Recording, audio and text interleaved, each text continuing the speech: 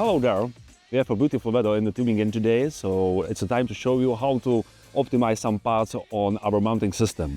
We have here two neighboring fields, so we can use the coupling profiles to connect them and save some ballasting in here. So let's say first field and the second field is right here, neighboring fields.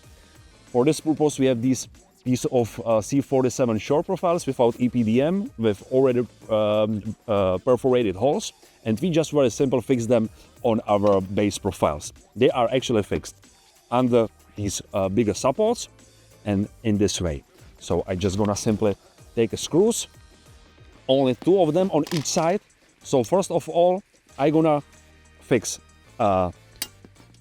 this profile on the end.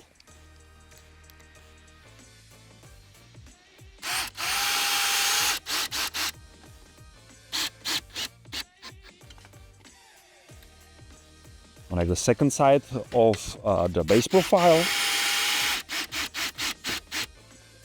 This profile is for us at the moment fixed. We're gonna do the same with the second piece of profile, but from the next base profile. First screw is done.